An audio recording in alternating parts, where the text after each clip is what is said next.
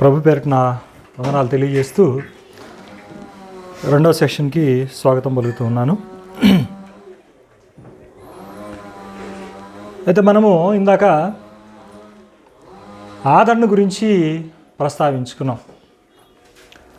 2 కొరింథీయులకు రాసినటువంటి పత్రిక 1వ అధ్యాయము 3-4 వచనాలను మనం కనుక గమనించినప్పుడు అక్కడ సమస్తమైనటువంటి ఆదరణ అనుగ్రహించు దేవుడు అని రాయబడింది.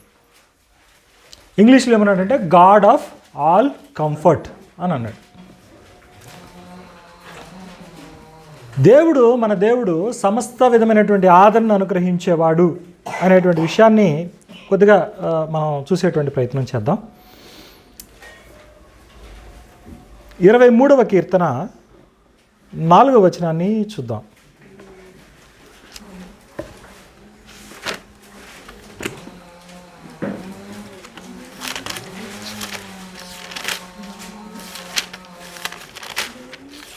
గాఢాంధకారపు లోయల్లో నేను సంచరించను, ఏ అపాయమునకు భయపడను. నేను గాఢాంధకారపు లోయల్లో సంచరించినప్పటికీ ఏ అపాయానికి భయపడను. నీవు నాకు తోడై ఉండువు. ఏంటండి నీవు నాకు తోడై ఉండువు. ఇక్కడ మీరు చాలా జాగ్రత్తగా చూడండి. ఇవన్నీ కూడా కంఠత వాక్యాలు సండే స్కూల్ పిల్లలకి నేర్పిస్తూ ఉంటారు. మనం కూడా ఆ మాట ఎత్తంగానే రెండో మాట చెప్పేస్తాం. అంత ఊతగా మనకి మైండ్లో ఉంటుంది. కానీ ప్రాబ్లం ఏంటో తెలుసా, దాంట్లో ఉన్నటువంటి భావాన్ని మనం స్పృశించలేదు. దానిలో ఉన్నటువంటి భావం అనేటువంటిది మనకి తెలియకపోవటం అనేటువంటిది శోచనీయమైనటువంటి విషయం. గాఢాంధకారపు లోయల్లో నేను సంచరించినప్పటికీ ఏ అపాయానికి భయపడను. అదేంటి? ఏ అపాయం ఉందని అర్థమవుతుంది. గాఢాంధకారపు లోయలో నేను సంచరించినప్పటికీ ఏ అపాయానికి భయపడను. అది సంగతి అక్కడ. ఎందుకు భయపడ్డీనా? ఇప్పుడు గాఢాంధకారపు కటిక చీకటి కలిగినటువంటి అంధకారపు లోయల్లో, కొండల్లో, గుట్టల్లో మేకలను కాసుకుంటూ తిరుగుతూ ఉంటాడు. ఎటు నుంచి పాము వచ్చిందో తెలీదు, ఎటు నుంచి తోడేలు వచ్చిందో తెలీదు, ఎటు నుంచి సింహం వచ్చిందో తెలీదు, ఎక్కడ విషపు తేళ్లు, పాములు ఉంటాయో, జర్రెలు ఉంటాయో తెలీదు కదా. ప్రమాదం అనేటువంటిది అంచున పొంచి ఉంటుంది.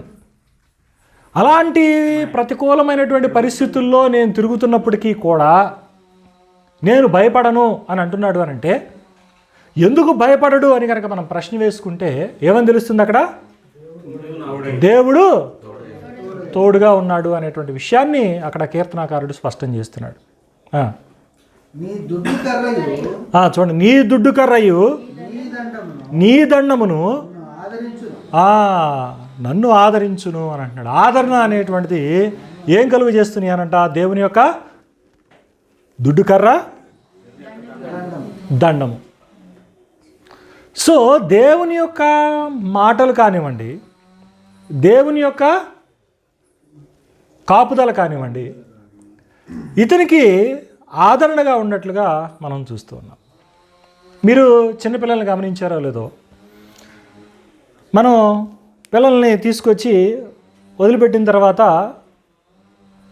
పిల్లలు గబక్కనే మళ్ళీ అక్కడ సంచరించడానికి ఇష్టపడరు, సంకెక్కుతారు. మళ్ళీ మనం అక్కడికి తీసుకొచ్చి వదిలిపెట్టాం అనుకోండి. ఇప్పుడు క్లాస్ ఉంది కదా, ఆరాధన ఉంది అని చెప్పి మనం అక్కడ పిల్లల్ని తీసుకొచ్చామనుకోండి, చిన్నపిల్లని. ఆ చిన్న బిడ్డ బాగానే ఉంటాడు, నవ్వుతూనే ఉంటాడు. తల్లి దగ్గర ఉన్నంతసేపు ఈ ఫీల్ సేఫ్ అండ్ సెక్యూర్. తల్లి ఒడిలో ఉన్నంతసేపు ఏమనుకుంటాడు?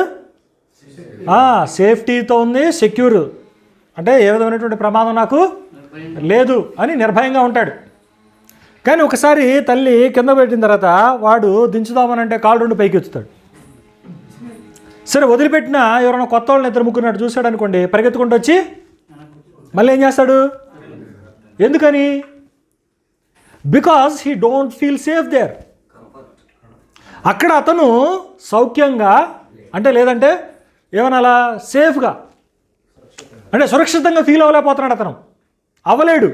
కొత్త ప్రాంతం, ఎవరో తెలియదు, ఏమవుతుందో తెలియదు అనేటువంటి ఆందోళన అనేటువంటిది ఆవరించి ఉంటుంది. అందుకని తన సేఫ్ ప్లేస్ ఎక్కడుందో ఆ సేఫ్ ప్లేస్కి, సురక్షితమైనటువంటి దానికి ఏం చేస్తాడు? తల్లి దగ్గరికి ఏం చేస్తాడు? పరిగెత్తుకుంటూ వచ్చేస్తూ ఉంటాడు. సో అట్లాగే ఇక్కడ మనకి ఏం చూస్తున్నాము అని అంటే దావీదు యొక్క జీవితంలో దావీదు షెపర్డ్గా ఉన్నాడు కదా. షెపర్డ్ అంటే ఏంటి? గొర్రెల కాపరి. ఈ గొర్రెల కాపరిగా ఉన్నప్పుడు ఆయన గొర్రెల మందల్ని మేపడానికి ఆయా ప్రాంతాల్లోనికి ప్రతికూలమైనటువంటి పరిస్థితుల్లో వెళ్తూ ఉంటాడు. వెళ్తూ ఉన్నప్పుడు ఆయన భయంగా ఫీల్ అవ్వటం లేదు. దేనికి? ఏ విధంగా చిన్న బిడ్డకి తల్లి సురక్షితమైనటువంటి స్థానంగా ఉందో, బిడ్డ ఎక్కడైతే ప్రమాదం ఉందో తెలియని ప్రతికూలమైనటువంటి ప్రాంతంగా భావిస్తూ ఉంటాడో అప్పుడు ఏం చేస్తాడు? తిరిగి సురక్షితమైనటువంటి ప్రాంతానికి వస్తాడు. అదే తల్లి కొంత పక్కన కనపడి, లేదు నాన్నపా పో ఆడుకో ఆడుకో, ఆంటీ వాళ్ళమ్మా అంకులమ్మా అని చెప్తారు. చెప్పగానే ఏమంటే అతను ఎలా ఫీల్ అవుతాడు? ధైర్యంగా ఫీల్ అవుతాడు, సురక్షితంగా ఫీల్ అవుతాడు. నా తల్లి వెనకాల ఉంది, నాకు తోడుగా ఉంది, నా తల్లి పక్కనే ఉంది అనేటువంటి ధైర్యంతో. నేను కొంతమందిని చూశాను. నేను ఒక రోజు కొంతమంది పిల్లలు ఏం చేశారంటే ఒక చిన్న పిల్లోడిని కొట్టారు. వాటి మీద పెద్దకుండా వాళ్ళు కొట్టారు. వాడు ఏడ్చుకుంటూ వెళ్ళాడు. వెళ్ళిన తర్వాత ఏడుస్తుంటే, ఏంట్రా ఏడుస్తున్నావు, ఏంటి ఆ బట్టలంతా మురికి ఏంటి, మట్టి ఏంటి అని అన్నాడు వాళ్ళ నాన్న. ఆడు ఏడుస్తా నన్ను వాళ్ళు కొట్టారు అని చెప్పేసి అంటే, ఎవడు కొట్టింది పని వస్తున్నా పా అన్నాడు. వస్తున్నా పా అన్నాడు అని వాళ్ళ నాన్న పిల్లోడిని తీసుకొని అక్కడికి తీసుకెళ్ళాడు. ఆ బడింటి దగ్గర కొంతమంది పిల్లలు గోళీలు ఆడుకుంటూ ఉన్నారు. అక్కడికి వెళ్ళిన తర్వాత అరే ఎవడు రాని కొట్టింది అన్నాడు. అనగానే వీళ్ళ నాన్న చూసి వాళ్ళలో కొంతమంది పిల్లలు ఏం చేశారు? ఆల్రెడీ భయపడ్డారు. వీడు వీళ్ళ నాన్నతో వచ్చాడు కదా, వీళ్ళ నాన్నతోడు చూసుకుని వాడికి ధైర్యం వచ్చింది.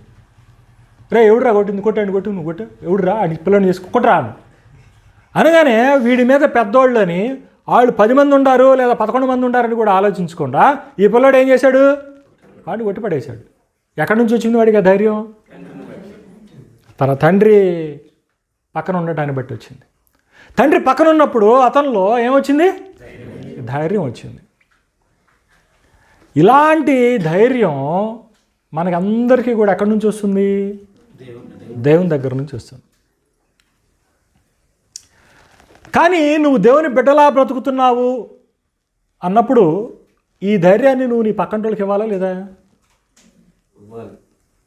ఇవ్వాలా? మరి ఇస్తున్నావా? ఇది కదా అసలు పాయింట్. నువ్వేమంటున్నా? నేను దేవుని బిడ్డనే అంటున్నావు. మరి లక్షణాలు ఏ లక్షణాలు మనలో ఆ లక్షణాన్ని ప్రతిబింబించి దేవునికి మహిమ తెచ్చుకొచ్చేటువంటి సమయం ఏది? అక్కడ ఏది ఆ పరిస్థితి ఏది? అర్థమవుతుందా? నేను చెప్పిన మాట అర్థమవుతుందా? మనిషి జీవితాన్ని మీరు చూడండి. మనిషి యొక్క జీవితాన్ని మీరు కనుక గమనిస్తే జీవితంలో వ్యాధి బాధలు కానీ, మరణం కానీ, అంటే దుఃఖం కానీ, అంటే మరణం అప్పుడు ఏమవుతాం అందరం సాధారణంగా దుఃఖానికి లోనవుతాం. వ్యాధి బాధలు, దుఃఖం, లేకపోతే ఎడబాటు కావచ్చు. అది మన మధ్య ఉండేటువంటి ఎడబాటు కావచ్చు. అంటే ఏంటికి? కొంత భార్యాభర్తల ఎడబాటు కావచ్చు, స్నేహితుల మధ్య ఎడబాటు కావచ్చు. ఇవి అందరూ కూడా అన్ని మనస్తత్వాలు కూడా ఏంటి తీసుకోలేవు, స్వీకరించలేవు. ఎందుకు? ఒక్కసారి మనం కనెక్ట్ అయిపోయిన తర్వాత, ఒక్కసారి మనం కనెక్ట్ అయ్యాము అన్న తర్వాత మనలో ఉన్నటువంటి ప్రతి కణం కూడా ఆ మెమరీతో ఫుల్ అయిపోతుంది. ఏమవుతుందండి? ఆ మెమరీతో ఫుల్ అయిపోతుంది. మన జ్ఞాపకాల్లోనూ, మన ఆలోచనలోనూ, మన వైబ్రేషన్స్లోనూ మనంతా కూడా ఏమైపోతాం తెలుసా? వాళ్ళతో మమేకమైపోతాం. ఒక్కసారిగా ఎడబాటు వచ్చిందనుకోండి, ఆ జ్ఞాపకాల్లో నుంచి పూర్తిగా పోవాలంటే కనీసం 6 సంవత్సరాలు పట్టింది. ఎన్ని సంవత్సరాలు పట్టింది? 6 సంవత్సరాలు పట్టింది. 6 సంవత్సరాల టైంకి ఏమవుతుందో తెలుసా? శరీరంలో నీ బాడీలో ఉన్నటువంటి ప్రతి కణం కూడా రెజనవేట్ అయిపోతుంది. అంటే చచ్చిపోయి కొత్తది పుట్టింది. ఆ కొత్తది పుట్టినప్పుడు నువ్వు ఫ్రెష్గా అవుతావు తప్పించి, అంటే నీ గాయం మానాలి అని అంటే నీ కనీసం సైంటిఫికల్గా చూస్తే ఎన్నాళ్ళు పట్టింది? 6 సంవత్సరాలు పట్టింది. అంటే మన శరీరంలో ప్రతి దానికి కూడా, ఇప్పుడు హెయిర్కి జుట్టు ఉంది, జుట్టుకి కొంత ఆయురార్థం ఉంటుంది.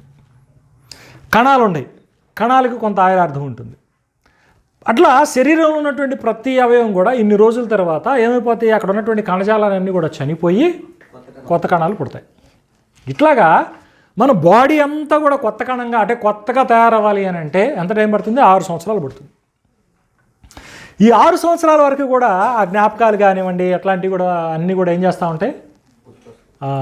మీరు చూడండి, ఈరోజు వెడబాటు అయిందండి. ఒక ప్రియుడు ప్రేయసి దూరం అయ్యారు, 2 ప్రేమికులు ఉన్నారు, వాళ్ళిద్దరూ మొన్నటిదా గాఢమైనటువంటి ప్రేమలో ఉన్నారు. ఒక్కసారిగా ఎడబాటు వచ్చింది. ఆ వేదన వాళ్ళు తాళలేరు.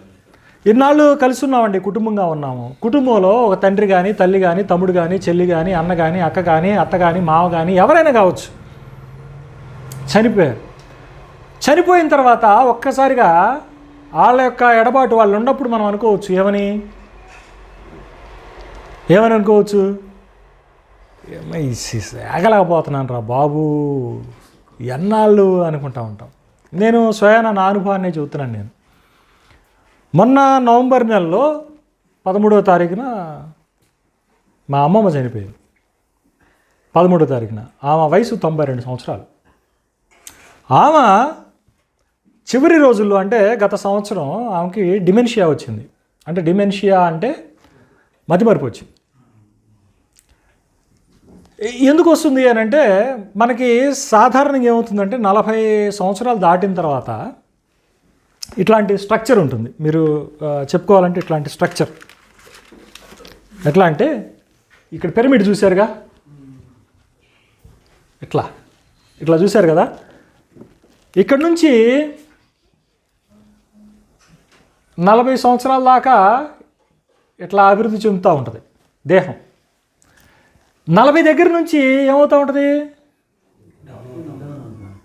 సమాధి దాకా వస్తుంది. ఎట్లా వెళ్తుందండి గ్రాఫ్, ఎట్లా వెళ్తుంది? ఇక్కడేమో పుడతావు, పుట్టిన తర్వాత ఎగిసి పడతా పోతావు, ఎడతా పోతావు 40 దాకా. 40 దగ్గర నుంచి ఏమవుతుంది, ఎట్లా పుట్టినప్పుడు ఎట్లా ఉన్నావో అట్లాంటి స్థితిలోనికి ఆటోమేటిక్గా ఏమైపోతావు, డౌన్ అయిపోతావు. ఆ ఎదిగిన దేహం అట్లా డౌన్ అయిపోయి ఇట్లా ఇదైపోతుంది. వాస్తవానికి టెక్నికల్గా ఏమంటారంటే 40 క్రైసిస్ అంటారు. సంక్షోభం, 40 సంక్షోభం అని వస్తుంది. 40లో సంక్షోభం వస్తుంది అందరికీ. ఏంటో తెలుసా సంక్షోభం? ఏమైందంటే ఫస్ట్ జుట్టు పలసన పడిపోద్ది, తెల్లబడటం స్టార్ట్ అవుతుంది, ఆ బట్టతల రావడం స్టార్ట్ అవుతుంది. తర్వాత 40 దగ్గర నుంచి కంటి చూపు ఒక పాయింట్ డౌన్ అయిపోద్ది. ఏమైంది? ఒక పాయింట్ డౌన్ అయింది. తర్వాత ముఖం మీద ముడతలు ఉంటాయి, ఇవి ఫిక్స్ అయిపోతాయి. ఏంటి ఈ ముడతలేక నీకు విడుదల ఉండదు, ఇక నువ్వు ఏం చేసినా ఏముండదు. అందుకే వెళ్ళి కాస్మెటిక్ సర్జన్ల దగ్గరికి వెళ్ళి మొఖాలు బొగ్గలు నాయగా సరి కనపడతలేదని హీరోయిన్లు అందరూ చేయించుకొని, అందుకే వాళ్ళని చూసి అబ్బా నాగార్జున భలేగా ఉన్నాడు, అబ్బా రమ్యకృష్ణ భలేగా ఉంది అంటారు. ఏం చేస్తారనుకుంటారు, వాళ్ళందరూ ఇంజక్షన్లు చేసుకొని అవన్నీ టైట్నింగ్ చేసుకుని రకరకాలు చేసుకుంటారు. ఆ ఫేషియల్ ఫోల్డ్స్ అంటారు, ఇవన్నీ మారవిక. ఓకే, అరుగుదల ఒక పాయింట్ డౌన్ అయిపోద్ది. కోరికలు ఉన్నాయి చూసావా, మొన్నటిదాకా బొంగే కంట్రోల్ కావట్లేదు అంటాడు చూసా, ఇక మొదలు పెడతాయి మెట్లు చేయటం మొదలు పెడతాయి. పక్కంటోళ్ళు కోరికుండా వాళ్ళు వచ్చినా కానీ ఇప్పుడు కాదులే అనే పరిస్థితి వస్తుంది. ఓకే, తర్వాత బాడీలో కొలాజిన్ శాతం తగ్గిపోతూ ఉంటుంది, అంటే కీళ్ళు స్టార్ట్ అవుతూ ఉంటాయి. ఇట్లాగా ఏమవుతుంది అని అంటే 40 తర్వాత ప్రతీది కూడా ఏమవుతుంది, డౌన్ అవుతూ ఏడాది తీసుకొస్తుంది, అక్కడ తీసుకెళ్ళాలి కదా మనల్ని. ఆడదాకా నిన్ను ఏం చేస్తుంది, డౌన్ చేస్తుంది. ఈ టైంలో ఏమైందంటే బ్రెయిన్ సెల్స్ కొత్తవి ప్రొడ్యూస్ కావు, మనకు ఉండేటువంటి పద్ధతులు కూడా అలవాట్లు కూడా దానికి కారణం అవుతుంది. అంటే ఏజింగ్ ప్రాసెస్ వల్ల ఏమైపోద్ది బ్రెయిన్ ఏమైపోద్ది అంటే సరైనటువంటి న్యూట్రియంట్స్ రాక షింక్ అయిపోద్ది. ఏమైపోద్ది షింక్ అయిపోద్ది, కుషించుకుపోతుంది అని అంటే మెదడు దెబ్బతింటుంది అని అర్థం. అప్పుడు ఏమొస్తుంది వాళ్ళకి అల్జిమర్స్ అంటే తెలుసా, పూర్తిగా మతిమరుపు రావటం. ఇప్పుడు ఏం చేశాడో తెలీదు, తిన్నాడో తెలీదు. ఇట్లాంటి సమస్య మా గ్రాండ్ మదర్కి వచ్చింది. ఆమె 92 ఏళ్ళు, అంతా బాగానే ఉందనుకున్నాము. కానీ ఎప్పుడైతే ఈ డిమెన్షియా అల్జిమర్స్ వచ్చినాయో ఆమెకు మతిమరుపు వచ్చేసి, ఆమెకి పాత జ్ఞాపకాలు తప్పించి కొత్త జ్ఞాపకాలు ఉండట్లా. తిన్న సంగతి తెలియదు ఆమెకి. నాకు ఎప్పుడు పెట్టారంటది. పడుకొని 4ంటికి లేచి తెల్లారినట్టుంది కానీ బ్రష్ చేస్తూ ఉంటుంది 4ంటికి, సాయంత్రం పూట 4ంటికి. ఇట్లా ఉంటాం. పాత వయసులో ఉన్న రోజుల్లో ఎవరితో గొడవ పడిందో వాళ్ళ పేర్లు ప్రస్తావించి వాళ్ళని తిట్టడం,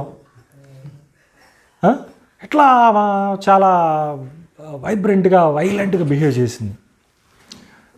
ఇంట్లో చేయలేక, ఇంట్లో పరిస్థితులు అసలు ఆమెని సహించడం అనేటువంటిది మాకు చాలా ఇబ్బంది అనిపించింది. ఎందుకంటే నిద్రపోయేది కాదు, తిడతా ఉండేది, ఇరుగు పొరుగు వాళ్ళు ఇబ్బంది పడేవాళ్ళు. ఇట్లా ఉంటా ఉంటే ఏమో టైం ఎప్పుడు వస్తుంది. నిజంగా ఒక సామెత ఉండేది ఏంటంటే, ఊరేమో పొమ్మంటుందంట, కాడేమో రమ్మంటుందంట. అరే ఇదేమో సామెత, అసలు ఇదేంది అనుకున్నాను నేను. నాకు తర్వాత ఈ లోకోక్తి యొక్క అర్థం తెలిసింది, నాకు దాని యొక్క అర్థం తెలిసింది నాకు. ఏంటది? ఊరు పొమ్మంటుంది. ఇది మన ఇంకా నయ్యం. మన హిందూ సాంప్రదాయాల్లో కొన్ని పద్ధతులు ఉన్నాయి. ఏం ఉన్నాయి తెలుసా? మగవాళ్ళ కన్నా ఆడవాళ్ళ ఆయురార్థం ఎక్కువ, వాళ్ళు కొద్దిగా ఎక్కువ బతుకుతారు. ఇంకొకటి ఏంటంటే, ఒక పాత రోజుల్లో 80 కొట్టేసేవాళ్ళు, సెంచరీలకు వెళ్ళేవాళ్ళు అందరూ. సెంచరీలకు వెళ్ళే కొందని ఏమవుతూ ఉంటారు, తగ్గే కొందని వీళ్ళ క్షీణించిపోతూ ఉంటారు. ఇది కుటుంబాల్లో ప్రయాసపడుతున్నటువంటి వాళ్ళకి, రేసులో ఉన్నటువంటి వాళ్ళకి, వాళ్ళంతా కూడా ఇబ్బంది. అందుకని ఏం చేసేవాళ్ళు కాశీకి తీసుకెళ్ళేవాళ్ళు. కాశీకి తీసుకెళ్ళేవాళ్ళు. కాశీకి తీసుకెళ్తే ఏం చేయాలంటే, నీకు ఇష్టమైంది వదిలిపెట్టి రావాలి. మరి ఎవరిని వదిలిపెడతారు? తీర్థయాత్రలకి అదే తీర్థయాత్ర. కాశీకి పోయేది ఎందుకు అనుకున్నారు? వెళ్ళి అడవులు పెట్టేస్తారు. అక్కడ వెళ్ళి వచ్చిన తర్వాత అక్కడ దానికి పేరు బాగా ఏమని, కాశీకి వెళ్తే పుణ్యం వచ్చింది అని. కాశీకి వెళ్తే ఏమొచ్చింది? పుణ్యం వచ్చింది. కాబట్టి మరి ఎందుకు నువ్వు శేష జీవితాన్ని అడగడిపేసి అని వాళ్ళని తీసుకెళ్ళి ఆడ వదిలిపెట్టి మాయమైపోతారు. వదిలిపెట్టేసేసి వచ్చేస్తారు వాళ్ళు. వీళ్ళు ఎక్కడ ఘాట్ల మీద తిరుగుతా సరైన పోషణ ఆదరణ లేక వాళ్ళు ఏంటి అక్కడే చనిపోతారు. దానికి ఒక టైటిల్ పెట్టారు, కాశీలో చచ్చిపోతే పుణ్యం వచ్చుద్ది, గంగా నది ఉంటుంది, నువ్వు స్వర్గానికి వెళ్ళిపోతావు అని పెట్టారు. అట్టొచ్చింది అది. తర్వాత ఇంకొక పద్ధతి ఉంది. ఏం చేసేవాళ్ళంటే, పూరిలో జగన్నాథ యాత్ర జరుగుతూ ఉంది. ఆ యాత్రలకు ఏం చేసేవాళ్ళు అంటే, ముసలా మొతకలను తోసేయటం కానీ, ముసలా మొతకలు వచ్చి ఆ రథం కింద పడుకోవడం కానీ చేసేవాళ్ళు. పెద్ద రథం అది కదిలిన తర్వాత దాన్ని ఆపటం అనేది ఏమి ఉండదు. ఆడ జనాలందరూ కూడా కిక్కిరిసిపోయినట్టు, నీకు ఊహకు అందదు, అంత ఘనంగా జరుగుతుంది పూరి రథయాత్ర. పూరి రథయాత్ర జరిగిన ప్రతిసారి కూడా తొక్కిసలాట్లు ఎంతమంది చచ్చిపోయారు అనే వార్తలు వస్తూ ఉంటాయి. అట్టా ఉంటుంది అది. అట్లాగా రథం కింద వెళ్తున్నప్పుడు దేవుడు రథం కింద పడితే డైరెక్ట్ స్వర్గం వచ్చిద్దని ఈ ముస్లిం మొత్తక తీసుకొచ్చి తొయ్యనన్నా తోస్తారు, లేదంటే తీసుకొచ్చి ఆడ పట్టణాన్ని పడతారు. తెల్లారి పొద్దున్న మొక్కలు తీసుకోవటం అంతే, మా మొక్కలు అయ్యి అన్నట్టు. ఇట్లాగా ఇవన్నీ చూసిన తర్వాత నాకు అప్పుడు అర్థమైంది, ఇదా ఊరు బొమ్మ అంటుంది, కాడి రమ్మంటుంది. అంటే నువ్వు అవుట్లివ్, నువ్వు అందరికన్నా ఎక్కువగా బతికినా నీకేముండదు. నో. అందుకే ఒక మంచి కొటేషన్ విన్నాను. కొటేషన్ ఒకటి నా మంచి కొటేషన్ ఏంటి తెలుసా? స్టేజ్ మీద నటిస్తున్నప్పుడు, అంటే దాన్ని డ్రామాని బేస్ చేసుకుని అన్నాడన్నమాట ఆయన. ఏమన్నాడంటే, హీరో కంట ఎప్పుడు దిగిపోవాలో, ఆయన క్యారెక్టర్ ఎప్పుడు ముగించాలో తెలియాలంట. ఏంటండి, క్యారెక్టర్లో ఎప్పుడు దిగిపోవాలో తెలియాలంట. నీ అభిమాన నటుడని పొద్దున్నుంచి పేరు పడ్డ కాడ నుంచి క్లైమాక్స్ దాకా ఉన్నావు అనుకో, చూసేవాడికి చిరాకు దొప్పిద్దంట. వీడేందిరా దిగడం అని. వీడు దిగమని చెప్పేదాకా ఆడ ఉండకూడదు, దానికన్నా ముందు వీడు దిగిపోవాలా. ఎంతసేపు చూస్తాడు? క్యారెక్టర్ అట్టాగా ఉండాలి. అంటే నీకు ఎప్పుడు దిగిపోవాలో తెలియాలా. స్టేజీ మీద గొప్ప నటన ఏంటో తెలుసా, గొప్ప కళాకారుడికి ఉండాల్సిన లక్షణం ఏంటో తెలుసా, ఎప్పుడు దిగిపోవాలో తెలియాలంట స్టేజ్ మీద. అంతేగాని జనాలు చూడు నాకు వీళ్ళ కొడుతున్నారు, కాసులు దండేస్తున్నారు అని చెప్పి ఠాగి నుంచున్నావు అనుకో స్టేజీ మీద, అరే ఆడేది దిగరాడే అది బోడా అంటారు. అట్లాగే స్టేజీ మీద ఉండటం కాదు, స్టేజీని ఎప్పుడు దిగిపోవాలో ఎప్పుడు ముగించాలో తెలియాలి జీవితాన్ని. ఇవన్నీ కూడా నిజ జీవితంలో ఆలోచించుకుంటే చాలా కరెక్ట్ కదా. ఊరు రమ్మంటుంది, ఊరు బొమ్మంటుంది, కాడి రమ్మంటుంది కదా, ఇవన్నీ మనకు తెలుస్తూ ఉంటాయి. నేను అట్లా ఆమె లిటరల్గా చూశాను. నేను ఆమె ఇట్లా జ్ఞాపక శక్తి బలహీనతతో ఈ విధంగా ఆమె ఇబ్బంది పడుతూ మేము ఇబ్బంది పడుతూ ఇట్లా ఉండే బదులు ఆమె చనిపోతే బెటర్ కదా, ఆమెకి గౌరవం కదా అని అనిపించింది నాకు. రెండోది నాకేమనిపించింది తెలుసా, నాకు అట్లాంటి పరిస్థితి రాకముందు నేను చనిపోతే బెటర్ కదా అనేటువంటి భావన కూడా కలిగింది. కొన్ని దేశాల్లో అయితే ఏముందో తెలుసా, మెర్సీ కిల్లింగ్కి ఒక ప్రత్యేకమైనటువంటి పేరు కూడా ఉంది. అది టెక్నికల్ వర్డ్ ఉంది, గుర్తు రావట్లేదు నాకు. సుప్రీం కోర్టు దానికి టెక్నికల్ పేరు ఉంది. ఇప్పుడు బైపాస్ సర్జరీ అని అన్నాం అనుకో, దానికి ఒక పేరు, అట్లా బ్రెయిన్ ట్యూమర్ సర్జరీకి పేరు ఉంటుంది. అట్లా దానికి ఒక ప్రత్యేకమైనటువంటి పేరు ఉంది సైంటిఫికల్గా. ఆ పేరు గుర్తు రావట్లేదు, నేను తర్వాత ఎప్పుడని చెప్తాను. వాళ్ళు ఏంటంటే వాళ్ళు ఇక ఎవరు ఉండరు, వాళ్ళకి చూసేవాళ్ళు ఉండరు. వాళ్ళకి అమెరికా అయితే ఇతర దేశాలు ఏంటంటే స్విట్జర్లాండ్ ఇట్లాంటి ప్రాంతాల్లో వాళ్ళు ఇండివిజువాలిటీ ఎక్కువ.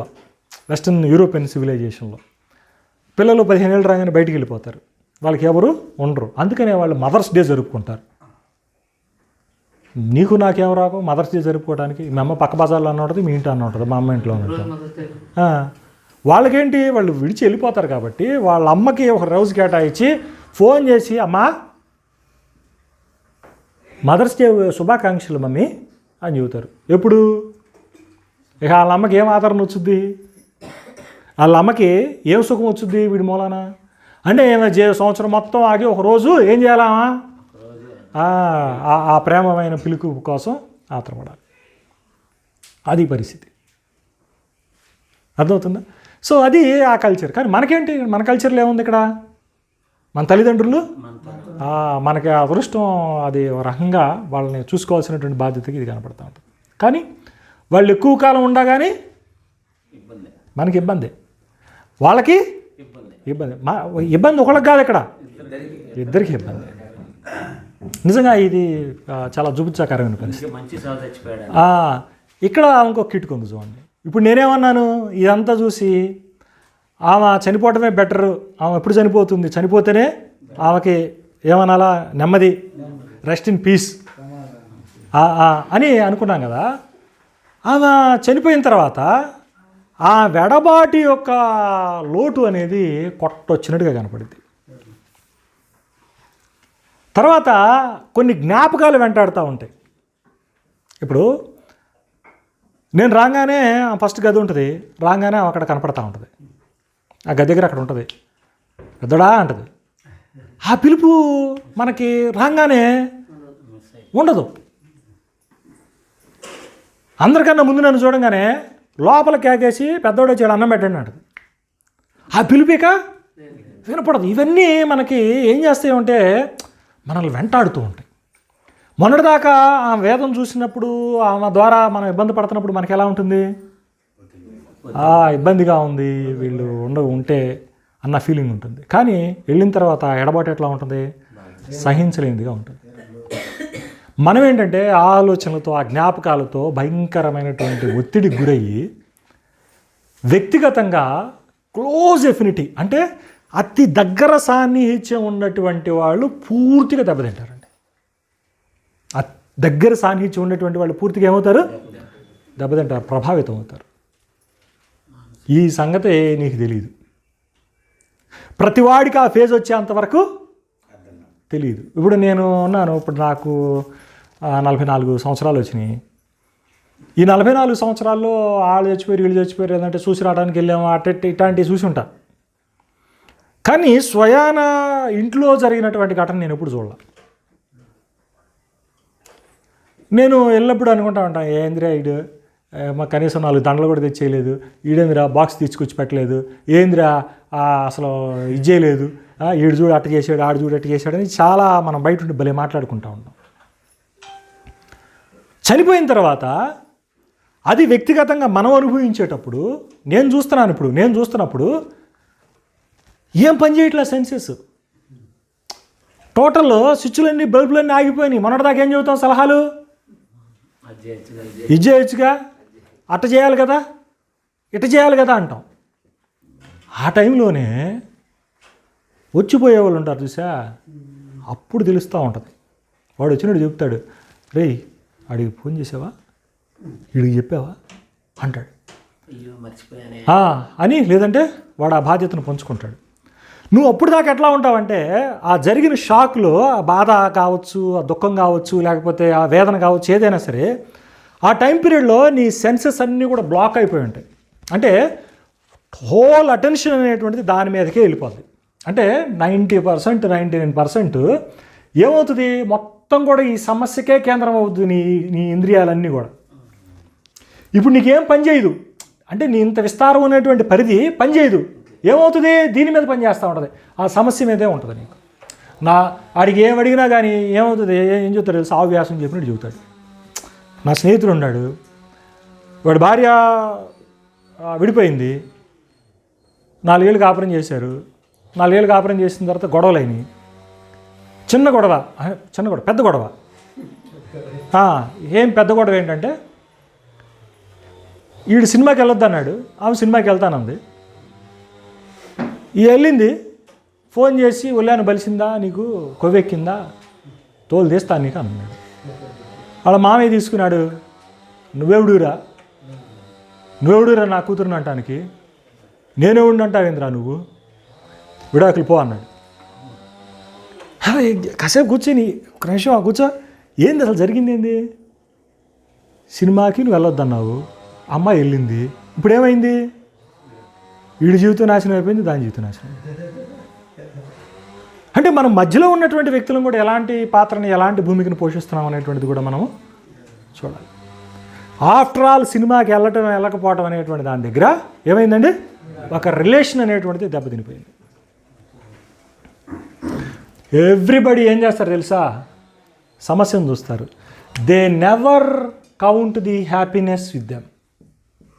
ఈ ఇంత పరిధిలో మనకి ఎన్నో సంతోషకరమైనటువంటి ఘటనలు ఉన్నాయిగా, ఎన్నో సంతోషాలు మనం పంచుకొని ఉంటాంగా, ఏమీ గుర్తుకురావండి. కానీ ఏం కౌంట్ చేస్తాము, only we see the problem. ఇది మరి మానవ సైకాలజీ అనాలో వ్యక్తిత్వంలోని అట్లాంటి విధానం ఉందో తెలియదు, కానీ ప్రతి ఒక్కళ్ళకి కూడా ఆ ఘట్టం వచ్చినప్పుడే మీకు అర్థమవుతుంది. ఆ సమస్య అనేటువంటిది మీకు రాగానే మీ అటెన్షన్ మొత్తం కూడా దేని మీదకి వెళ్ళిపోద్ది, సమస్య. అప్పుడు నీకు కంపల్సరీగా ఏం కావాలా, ఈ ఆదరణ లేకపోతే నువ్వు ఈ స్థితి నుండి ఈ స్థితిలోనికి రావటం అనేటువంటిది జరగని పని. ఏంటండి, నువ్వు ఈ స్థితిలో నుంచి ఈ స్థితిలోనికి రావటం అనేటువంటిది అసంభవం. అందుకని మనం ఫస్ట్ చేయాల్సిన పని ఏంటో తెలుసా, మీకు ఎవరికన్నా బాగాలేదు, అది మానసికంగా కావచ్చు, భౌతికంగా కావచ్చు. ఒకళ్ళ ఇంట్లో ఎవరైనా చనిపోయి ఉండొచ్చు, అతడు వ్యాధిగ్రస్తుడై ఉండొచ్చు. వ్యాధిగ్రస్తుడైనప్పుడు కూడా చూడండి, మనకు అనిపిస్తూ ఉంటుంది, మనం మంచం పట్టినప్పుడు, మంచం మీద విశ్రాంతి తీసుకోవాల్సిన సమయం వచ్చినప్పుడు మనకేమనిపిస్తూ ఉంటుంది, ఇది ఇక నా జీవితంలో దుర్భరమైనటువంటి పరిస్థితి, ఇట్లాంటి పరిస్థితి ఇక రాకూడదు, వచ్చిందంటే ఇదే లాస్ట్ ఏమో, లెగలేకపోతున్నాను, నాకు ఇదైంది అదైంది అని ఆ బాధని, సమస్యనే చూసుకుంటూ మనం కుంగిపోతూ ఉంటాం. మనల్ని మంచం మీద ఉన్నప్పుడు ఎవరన్నా వచ్చి పలకరించి చేతిలో చెయ్యేసి తల మీద నిమురుతూ ఏం కాదు నీకు తగ్గిపోద్ది, ఆ రోజు మనం అటు వెళ్ళాం అనగానే వాడు ఇక్కడి నుంచి ఎక్కడికి వస్తాడు, ఇక్కడికి వస్తాడు. కాబట్టి మనిషి ఒక పలకరింపులో అంత శక్తి అనేటువంటిది ఉంది. నేను అందుకే మొదట్లోనే చెప్పాను, మనిషి అనేటువంటి వాడు ఎలాంటి వాడు, సంఘజీవి. ఈ సంఘం ఏంటి అని అంటే ఒకరినొకరి అవసరాలు, ఒకరినొకరు బలపరుచుకోవటం అనేటువంటిది వాళ్ళ యొక్క అజెండా. అర్థమవుతుందా? మీరు ఈ పని కనుక మీరు చేయలేకపోతే, నాకు తెలిసి మీరు ఎంత క్రైస్తవం అని ఎంత భక్తి చేసినా, ఎంత దాతృత్వం చూపించినా, మీరు కనుక ఈ పలకరింపు కనుక మీలో కనుక లేకపోతే నాకు తెలిసి వేస్ట్. అసలు నిర్జీవమైనటువంటి భక్తి మంది. ఏం చేయాలా మనం కంపల్సరీగా? ఫస్ట్ పాయింట్, మనిషికి సమస్యలు అనేటువంటిది సర్వసాధారణం. ఈరోజు నీకు ఉండకపోవచ్చు, కానీ రేపైనా సరే విజిట్ చేయాల్సింది, అది వచ్చి నీ తలుపు తట్టింది, రేపైనా సరే వచ్చి నిన్ను పలకరించింది. వ్యాధి కన్ఫామ్, జీవితకాలంలో మనకి ఎప్పటికైనా సరే వ్యాధుల బారిన పడాల్సిందే. ఎందుకు? ఈ పిరమిడ్లో డిక్లైన్ అవుతూ ఉంటుంది, మన ఆయుష్ తగ్గిపోతూ ఉంటుంది, మన దేహం అనేటువంటిది ఏమవుతూ ఉంటుంది, తన పనితలాన్ని తను కోల్పోతూ ఉంటుంది. సో దుఃఖం, అది ఎలాంటి దుఃఖమైనా కావచ్చు, మానసికమైనటువంటి ఎడబాటు కావచ్చు, లేదా భౌతికమైనటువంటి ఎడబాటు కావచ్చు. నాకు అవసరం లేదండి, మా ఇంట్లో వాళ్ళు ఎవరు చచ్చిపోరు, మేము అందరం ఇట్టాగా ఉంటాం అనేవాడు ఎవడు ఉండడా? ఎవడు లేడు, ఎవడు ఉండడు. కంపల్సరిగా ఆ సమయం రాగానే అప్పుడు పనిచేసిద్ది బల్బు. కానీ జుగుత్సాకరమైనటువంటి పరిస్థితి ఏంటంటే, మనిషి చుట్టుపక్కల ఉన్నటువంటి వాటిని చూసుకొని తాను కట్టుకునేవాడు ఒకటైతే, చుట్టూ ఉన్నటువంటి వాటిని చూసి ఆదమరిచి జీవించేవాడు ఇంకొకడు. మరి అట్లాంటి వాడిని మరి ఏమనాలో నాకు తెలియదు. అంటే చూస్తూ కూడా నేర్చుకోడు, చూస్తూ కూడా సరి చేసుకోడు. కాబట్టి ఆ టైంలో ఏం చేయాలా? పలకరింపు ఉండాలి. నేను తర్వాత దీని మెకానిజం కూడా చెప్తాను చూడండి. ఇప్పుడు ఒక వ్యక్తికి బాగాలేదు, వాడి ఫోకస్ అంతా దేని మీద ఉంటుంది? ఆ సమస్య మీద ఉంటుంది. నాకు బాగాలేదు అనేటువంటి సమస్య ఉంటుంది. వాడికి ఆర్థిక ఇబ్బంది ఉందనుకోండి, ఫోకస్ అంతా దేని మీద ఉంటుంది? దాని మీదే ఉంటుంది. ప్రియురాలు వెళ్ళిపోయింది, లేదా ప్రేయస్ పోయింది, సమస్య అంతా దేని మీద ఉంటుంది? దాని మీద ఉంటుంది. ఇంట్లో చనిపోయారు ఎవరన్నా, సమస్య అంత ఫోకస్ అంతా దేని మీద ఉంటుంది? దాని మీద ఉంటుంది. ఇంత దాని మీద ఉంటుంది. ఇప్పుడు మీరు ఎంటర్ అయిన తర్వాత మీ పలకరింపు ద్వారా ఏమవుతుంది? తిరిగి ఆదరణ పొంది సంస్కరించుకోబడటానికి, అంటే లేకపోతే రికవర్ అవ్వటానికి దోహదపడుతూ ఉంటుంది. ఇది మీరు ఏం చేయాలి అని అంటే, ఫస్ట్ దీన్ని ఆ దశలోకి రావాలి అని అంటే, చిన్నవి అనుకోండి మనం వాక్యం ద్వారా ఆదరణ పొందుతాం. చిన్నవి అనుకోండి ఏం చెబుతాం? చిన్న సమస్యలు అనుకోండి వాక్యం ద్వారా మనం ఆదరణ పొందుతాం. కానీ కొన్ని వాక్యం దాటి ఉంటాయి. అంటే ఏంటంటే వాక్యాన్ని వివరించి మనకి ధైర్యం ఇచ్చేటువంటి పరిస్థితి రావాల్సిన సమస్యలు ఉంటాయి. అలాంటప్పుడు ఏంటి మరి? కంపల్సరిగా ఆయన ప్రతిరూపాలు అనేటువంటి మనమే ఆ భారాన్ని మనం తీసుకోవాలి. ఆ దేవుని యొక్క ఆదరణ మన జీవితాల్లో చవి చూసిన దాన్ని బట్టి మనం మన సహోదరుల జీవితాల్లో ఆదరణని విస్తరించాలి. అప్పుడు నీ పలకరింపే వాడికి వరం అవుతుంది. కాబట్టి ఫస్ట్ ఏంటంటే మనం ఇంప్రూవ్ చేసుకోవాల్సింది ఏంటంటే, ఫస్ట్ మనం ఇక్కడ బాహాటంగా కలుసుకున్నప్పుడు వందనాలు చెప్పుకోవటం అనేది ఓల్డ్ ఫ్యాషన్, ముఖస్థుతి. అది ఏడుకు వచ్చినప్పుడు వందనాలండి అని చెప్పుకోవటం అనేది ఏంటది? సో ఓల్డ్ ఫ్యాషను, ముఖస్థుతి, అంతే. అది అంతే. ఫస్ట్ ఏం చేయాలా? You have to allot a time. నువ్వు ఓ సమయాన్ని వెచ్చించి, ఏంటి బ్రదర్ ఎలా ఉన్నారు, ఇంట్లో భార్య పిల్లలు ఎలా ఉన్నారు అని అడగాల, పరామర్శించాలి. అప్పుడు విన్నటువంటి వ్యక్తికి ఎలా ఉంటుంది?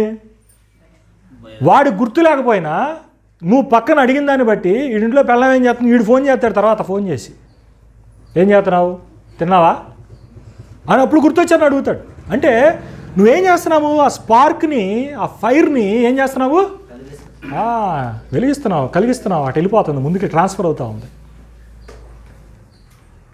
ఫస్ట్ పలకరింపు అనేది బయటికి వేషధారణగా బయట ఉండకుండా ఏం చేయాలా? ఫస్ట్ పలకరింపుతో స్టార్ట్ అయ్యి, ఈ పలకరింపు అనేటువంటిది మనం వ్యక్తిగతంగా కనీసం రోజు చేయాల్సినటువంటి అవసరం కూడా లేదు. కనీసం వారంలో ఒకసారి 2 సార్లు ఫోన్ చేసుకుని అయినా, ఏం బ్రదర్ ఎలా ఉన్నావు, ఏంటి ఎలా ఉన్నారు, పిల్లలు ఎలా ఉన్నారు, ఎట్లా ఉంది, సిస్టర్ ఎలా ఉంది అని ఒకళ్ళనొకళ్ళు అడగండి. ఒకళ్ళనొకళ్ళు అడగండి. దిట్ ఈస్ ద ఫస్ట్ స్టెప్ అది చేయాల్సింది. తర్వాత రెండవది ఏం చేయాలి తెలుసా? కొన్ని సిచ్యువేషన్స్ ఎట్లా ఉంటాయంటే, మన ప్రజెన్స్ కావాలి. అక్కడ ఏం కావాలి? మన ప్రజెన్స్ కావాలి. మనం వ్యక్తిగతంగా అక్కడ ఉండాలి. ఉన్నప్పుడు, వెళ్ళాల్సినటువంటి పరిస్థితి ఉన్నప్పుడు కన్ఫామ్గా వెసులుబాటు చేసుకొని వెళ్ళండి. వెళ్ళి మీ యొక్క ప్రజెన్స్ ఇవ్వండి. మీరు కనపడండి, ఎదురుగా కనపడండి. కనపడటమే కాకుండా మీరు చేయాల్సినటువంటి ఇంకోటి ఏంటంటే, మీ స్పర్శనివ్వండి. పట్టుకోండి వాళ్ళని, ముట్టుకోండి వాళ్ళని. హాస్పిటల్లో ఉన్నాడు, హాస్పిటల్లోకి వెళ్ళేటప్పుడు మాస్కులు వేసుకొని చేతులు రెండింటి పెట్టుకొని జేబులో పెట్టుకొని వెళ్ళావు అనుకో, వాడికి ఏమనుకుంటుంది? నాకు భయంకరమైన చెప్పు మామూలు కాదు బాబు, నా పరిస్థితి ఎట్టుందేమో అంటాడు. నువ్వు దగ్గరికి వస్తున్నా ఎందుకులే ఆడే ఉండి అంటాడు వాడు. వాడికి అనిపించింది వ్యక్తిగతంగా, నేను చస్తున్నాను మళ్ళీ ఆడేందుకు మళ్ళీ చావడం అన్న ఫీలింగ్ ఉంటుంది. అది ఏం చేయాలా? గో టచ్యం, పట్టుకో, ముట్టు, అతన్ని ముట్టుకొని ఏం చేస్తా, కాస్త తలనిమురు, చేతిలో చేయి పట్టుకో, ఏంటి బ్రదర్ ఎట్లా ఉందను, ఏమైతే దానివల్ల పరిణామాలు అనే తర్వాత చెప్తాను నేను. ముట్టుకోండి. టచ్, మీ స్పర్శ అనేటువంటిది వాళ్ళల్లో ఆనందాన్ని, ఉత్సాహాన్ని కలిగిస్తుంది. ఇది బయాలజికల్ కెమిస్ట్రీ. ఇప్పుడు మీకు ఇది అర్థం కావాలి అని అంటే, ఇప్పుడు ఇద్దరు స్త్రీ పురుషులు ఉన్నారు. వీళ్ళకి ఇంకొకళ్ళ పరిస్థితి తగిలినప్పుడు ఏమవుతుంది? ప్రేరణ కలుగుతుందా కలగదా? ఇప్పుడు భార్యాభర్తల మధ్య వ్యక్తిగతంగా వీళ్ళు పక్కన కూర్చుని ఎదురు వాళ్ళ కూర్చుంటే ఏముంటుంది? కానీ ఒక ప్రైవేట్ మూమెంట్లో టచ్ చేసినప్పుడు ఆ టచ్ ఏమవుతుంది? వాళ్ళలో ప్రేరణ కలిగిస్తుంది, ఒకళ్ళ మీద ఒకళ్ళకి కోరిక కలిగిస్తుంది, ఒకళ్ళ మీద ఒకళ్ళకి ప్రేమని, వ్యామోహాన్ని కలిగిస్తుంది. So touch has the power. ఎప్పుడైతే నువ్వు టచ్ చేస్తావో ఇక్కడ బ్రెయిన్లో ఏమవుతాయంటే ఇట్ రిలీజెస్ సర్టెన్ కెమికల్స్. ఆ కెమికల్స్ రిలీజ్ అయ్యి ఏం చేస్తాయంటే నిన్ను ప్రేరేపించి పని జరగడానికి కావచ్చు, నువ్వు ఆదరణ పొందడానికి కావచ్చు, తృప్తి చెందడానికి కావచ్చు, దేనికైనా సరే హేతు అవుతుంది. సో టచ్, ప్రజెన్స్ ఇవ్వు, వెళ్ళి నిలబడండి అక్కడ. ఒకటి ఏం చేయాలా? పలకరింపు ఉండాలి. ఇప్పుడు పరిస్థితి చూడండి. ఇప్పుడు నేను చెప్పాను కదా, ఇప్పుడు మొన్న మా అమ్మమ్మ చనిపోయిందని. ఇప్పుడు నేను చాలా చోట్లకి వెళ్తుంటా కదా, ఎంతమంది వచ్చి ఉంటారంటావు? నాకు తెలిసి చుట్టుపక్కల ఉన్న ప్రాంతాల నుంచి నాకు ఇద్దరు కనపడ్డారు. ఆ రోజు వచ్చింది అబ్రాహం బ్రదర్ వచ్చాడు, ఎట్టుపాలు వచ్చాడు. ఎవరికి కూడా ఒక వ్యక్తి ఎలాంటి సిచ్యువేషన్లో ఉన్నాడు, ఎలాంటి పరిస్థితుల్లో ఉన్నాడు అనేటువంటి కామన్ సెన్స్ కానీ అతని గురించి ఆలోచించేటువంటి సమయం లేకపోవటం అనేది మిమ్మల్ని మీరు చంపుకోవటమే. మీ ప్రెషియస్ క్వాలిటీని మీరు చంపుకుంటున్నట్టే. అర్థమవుతుందా? కొంతమంది చూపిస్తారు, ఏం ప్రేమ చూపిస్తారు, మా సంఘం వాళ్ళ వరకు మేము బాగుంటామండి అంటాడు. అక్కడ స్థానికంగా ఉంటారు కదా, గ్రూప్ ఆఫ్ పీపుల్ ఉంటారు కదా, ఉంటారు. ఇది ఎంతవరకు కరెక్టో నాకు అర్థం కాదా. గ్రూప్ ఆఫ్ పీపుల్ వరకు అంటే మేము 10 మంది ఉన్నామండి, ఆ 10 మంది మేము ఎట్టుంటాం, నేను పని కట్టుకుని వాళ్ళ ఇంటికి వెళ్తానండి, పని కట్టుకుని వాళ్ళకి ఫోన్ చేస్తానని అంటాడు. దీని వెనుక మనం కనుక పోస్ట్ మార్టం చేసామనుకోండి చాలా అవలక్షణాలు కనపడతా ఉంటాయి.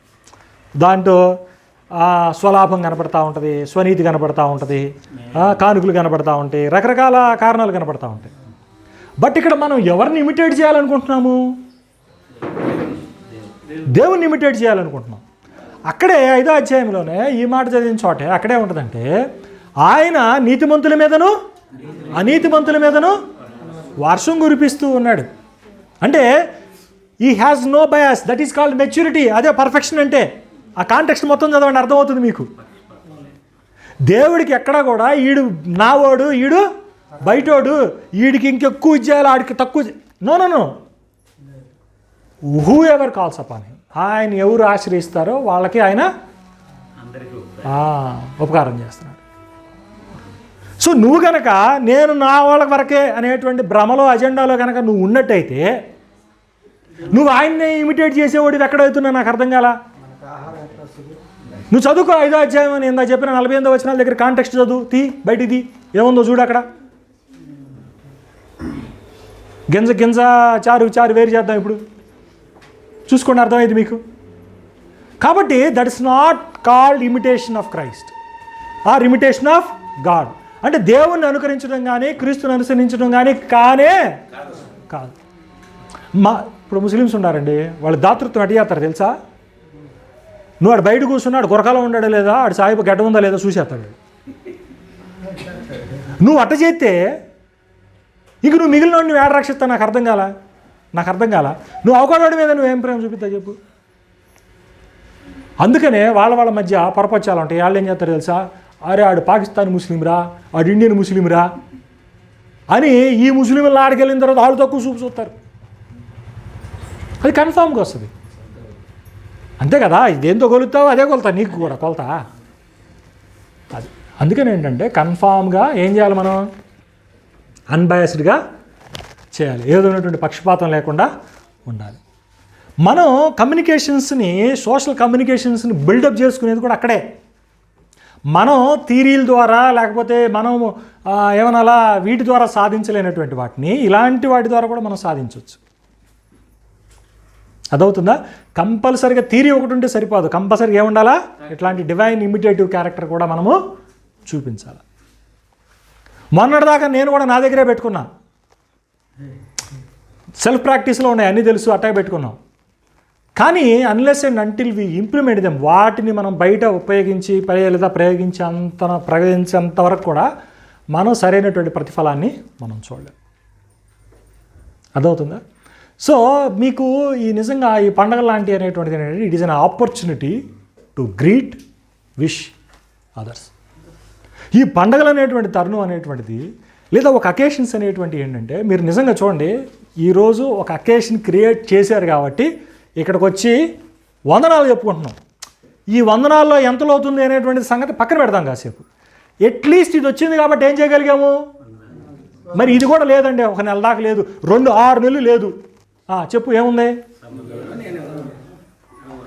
నో, చచ్చాడు అన్న తర్వాత కనీసం అర్రే చచ్చిపోయాడా అని అనుకునే పరిస్థితిలోనే ఉన్నాం. కానీ ఎవడో కూడా చెల్లించి పరామర్శించి దర్శించేటువంటి పరిస్థితుల్లో ఎవడో లేడు. కన్ఫామ్గా ఇది గుర్తుపెట్టుకోవాలి. మనలో మనం ఫస్ట్ ఇంప్రూవ్ చేసుకోవాల్సింది సంవత్సరం ఏంటి తెలుసా? పలకరింపులు అనేటువంటి ఇంప్రూవ్ చేసుకోండి. ఈ పలకరింపుల ద్వారా ఒకడే కష్ట సుఖాలు, ఒకడే అవసరాలు మనకు తెలుస్తూ ఉంటాయి.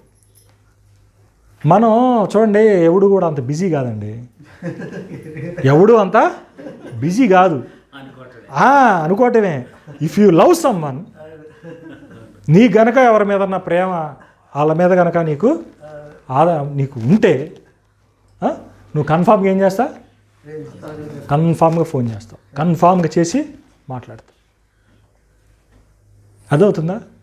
ఇది ఒక ప్రధానం గుర్తుపెట్టుకోండి. కొన్ని ఇప్పుడు వరకు చెప్పిన దాన్ని బలోపేతం చేసుకునే విధంగా 2 సందర్భాలను చూద్దాం. చూడండి, ఆదికాండము 24వ అధ్యాయము,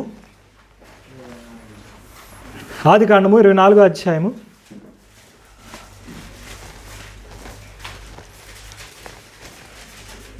67వ వచనం, అంటే చివరి వచనం. ఆదికాండము ఇస్సాకు తల్లి అయిన శారా, ఇస్సాకు తల్లి అయినటువంటి శారా గుడారములోనికి ఆమెను తీసుకొని పోయెను. ఆమెను తీసుకొని పోయెను. అట్లు అతడు రెబ్కాను పరిగణింపగా ఆమె అతనికి భార్య ఆయను. అతడు ఆమెను ప్రేమించెను. అప్పుడు ఇస్సాకు తన తల్లి విషయమై దుఃఖ నివారణ పొందెను అనే దాన్ని ఇంగ్లీష్లో కంఫర్టింగ్ అని అంటాడు. అంటే తల్లి చచ్చిపోయినటువంటి వేదనలో నుండి ఇతను ఎన్నాళ్ళకి పుట్టాడండి? వీళ్ళిద్దరికీ శరీరం ఉడిగిపోయిన తర్వాత 60లో 70లో 90లో పుట్టాడు. ఈ పుట్టిన తర్వాత అతన్ని ఎంత ప్రేమగా చూసుకుని ఉంటారు. ఇప్పుడు ఇన్నాళ్ళ తర్వాత ఏదో హిందీలో సామెత ఒకటి ఉంది, ఇంతజారుగా ఫల్ మీఠా హోతాహే అంటారు. అంటే ఎదురు చూపులు చూసి చూసి చూసి నువ్వు తిన్నావు అనుకో, దానికోసం తీయగా ఉండిద్దంట.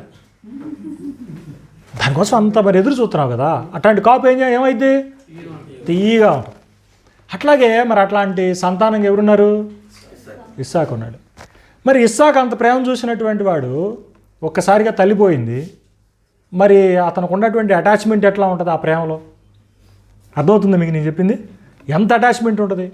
అట్లాంటి అటాచ్మెంట్లో తల్లిపోయినటువంటి వేదంలో నుంచి ఇస్సాకు బయటపడటం. ఇస్సాకు వయసు ఎంత ఉంటుంది అప్పుడు? మరి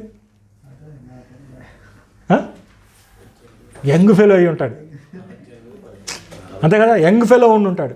యంగ్ ఫెలో అయి ఉండి అంత యుక్త వయసులో మరి అతనికి వాళ్ళ సపోర్ట్ ఉంటే ఇంకెంత బాగుంటుంది కదా. మరి అట్లాంటి టైంలో మరి ఆమె చచ్చిపోయింది అని అంటే ఆ ఎడబాటు అతనికి ఎట్లా ఉండి ఉంటుంది అనేది ఆలోచించండి. అలాంటి టైంలో ఆదరణ అనేటువంటిది అతనికి ఎక్కడి నుంచి వచ్చిందో తెలుసా? తన భార్య ద్వారా వచ్చింది. ఇక్కడ మనం ఆలోచిస్తే ఆ భార్య ఎలాంటి పాత్రను పోషించి ఉంటుంది తన జీవితంలో అనటానికి కూడా ఇక్కడ ఏమవుతుంది, మనకి ఉదాహరణ కనపడతా ఉంది. నిజంగా ఆమె యొక్క వాళ్ళిద్దరి పరిణయాన్ని గురించినటువంటి ఇతివృత్తాన్ని కనుక అధ్యాయంలో చదివితే వండర్ఫుల్గా ఉంటుంది. ఇది యెహోవా వలన కలిగిన కార్యము అనేటువంటిది ఆ కాంటెక్స్ట్లోనే కనపడేది మనకి. నేను దాని మీద ఎప్పుడన్నా వివరిస్తాను.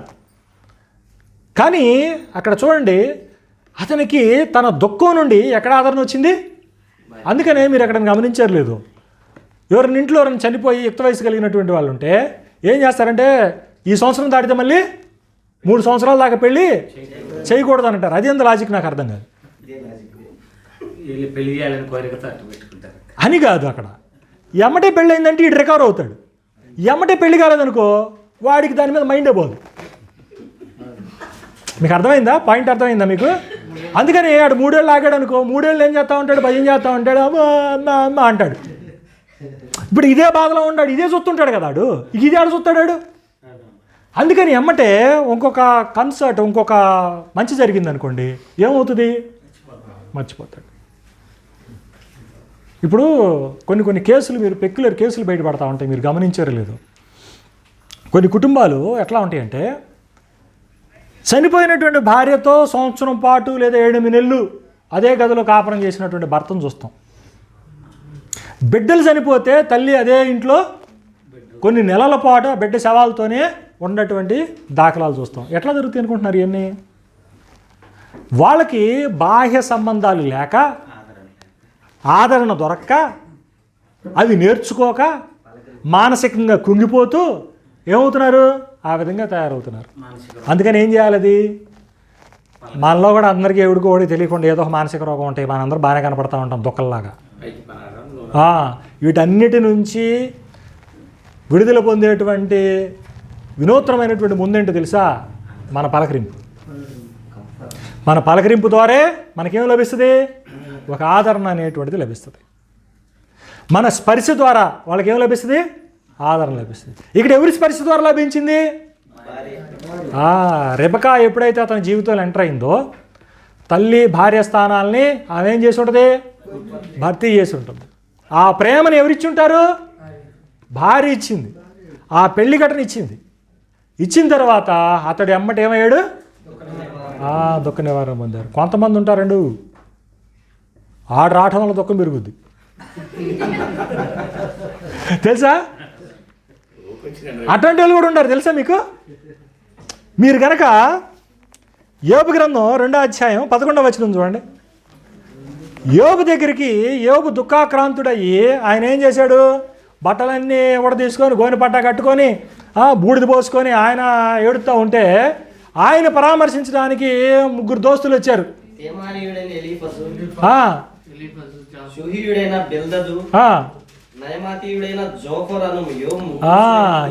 బా పేర్లు గుర్తురావు కానీ నాకు వాళ్ళే వినిన వారై అతనితో కలిసి దుఃఖించుటకును అతనిని ఓదార్చుటకును పరామర్శించడానికి వచ్చారు వాళ్ళు. మరి రెస్ట్ ఆఫ్ ది స్టోరీ కనుక మీకు తెలిస్తే వాళ్ళ వల్ల ఇతను ఆదరణ పొందాడా? ఇంకా బాధపడ్డా. ఎందుకురా నీ బతుకు దేవుడు శాపం పెట్టి, అంటే నీకు దౌర్భాగ్యంగా ఇవన్నీ సంక్రమించినవి ఖర్చు చేసి దేవుని నామాన్ని ఇచ్చేసి చచ్చిపోరాదా దూషించి అని చెప్పే పరిస్థితుల్లో పెళ్ళంగాని స్నేహితులుగా ఉన్నారు. అంటే కొంతమంది పరామర్శ ద్వారా మనకేమవుతూ ఉంటుంది? ఆదరణ దొరకదు, బాధ పెరుగుతూ ఉంటుంది. ఇది ఎందుకు చెబుతున్నానంటే మనిషి అవసరంలో ఉన్నప్పుడు వెళ్ళి పరామర్శించడం అనేటువంటిది లోకరీతిని కానీ దేవుని యొక్క కుటుంబంగా దేవుని బిడ్డలుగా మనం కలిగి ఉండాల్సినటువంటి నేర్చుకోవాల్సినటువంటి స్వభావం. కానీ ఇది ఇతరులకు బాధ కలిగించేటువంటి విధంగా ఉండకూడదు అని తెలుసుకోవడం కోసమే నేను దీన్ని చెప్పాను. సమస్య క్రియేట్ చేసేటువంటి వాళ్ళంగా మన యొక్క ప్రజెన్స్, మన యొక్క సాక్షాత్కారం అనేటువంటిది ఎదుటి వ్యక్తికి ఇబ్బంది కలిగించేదిగా పొర్రపాటును కూడా ఉండకూడదు. That remember that.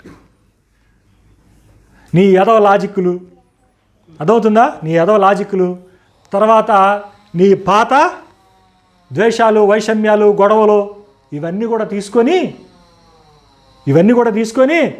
ఆ రోజు ఆ వేదికలో ఏడుంటాడు ఆడు, ఏడుండా వాడి దగ్గరికి వెళ్ళి డిస్కషన్ పెడతాడు. ఆ రోజు నువ్వు ఈ పని చేసావురా, లేకపోతే నేను ఇట్ట అయ్యేది కాదుగా అంటాడు. ఇప్పుడు ఆడ అది కావాలా లేకపోతే ఇది కావాలా? ఏమండి ఏది కావాలి? కరెంట్ వచ్చింది మనకు ఆధారం ఎట్లా వస్తుంది? కింద పెద్ద ఈ చివరి నుంచి 2 లైట్లు కూడా సరిగా ఏం చేయాలి మనం? ఈ ఫ్యాన్ ఆపుదాం, గోలగా ఉంది మీకు, మీ దాకా రాదు, వాయిస్ రాదు.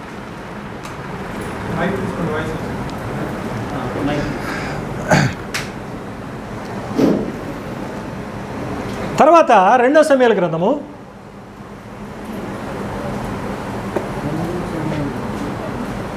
12వ అధ్యాయము 24వ వచనాన్ని కనుక మనం గమనిస్తే అక్కడ తరువాత దావీదు ఆ, తన భార్య అయిన బత్షెబాను ఓదార్చి ఆ, ఆమె ఎద్దుకు పోయి ఉమ్, ఆమెను కూడగా ఆమె యొక్క కుమారుని కనెను. ఉమ్, దావీదు అతనికి సొలొమోను అని పేరు పెట్టాడు. అది దానికన్నా ముందు కనుక మీరు గమనిస్తే దావీదు బెత్షెబాతో చేసినటువంటి పాపానికి గాను పుట్టినటువంటి కుమారుడు ఏమయ్యాడు?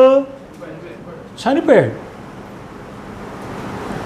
దాన్ని పర్యవసానంగా ఎట్లా లభించిందో గుర్తుందిగా మీ అందరికీ? దేవుని యొక్క శాపం రావడం చూస్తాం మనం, ఆ బిడ్డ చనిపోవడం చూస్తాం మనం. అలా దుఃఖాక్రాంతులైనటువంటి మరి 9 మాసాలు మోసి ఒక బిడ్డని కన్న తర్వాత ఆ బిడ్డ కోసం ఎదురు చూసిన తర్వాత వాడు లోకంలోకి వచ్చిన తర్వాత చనిపోతే ఆ తల్లి పడేటువంటి వేదనని ఎవరు వర్ణించగలడు?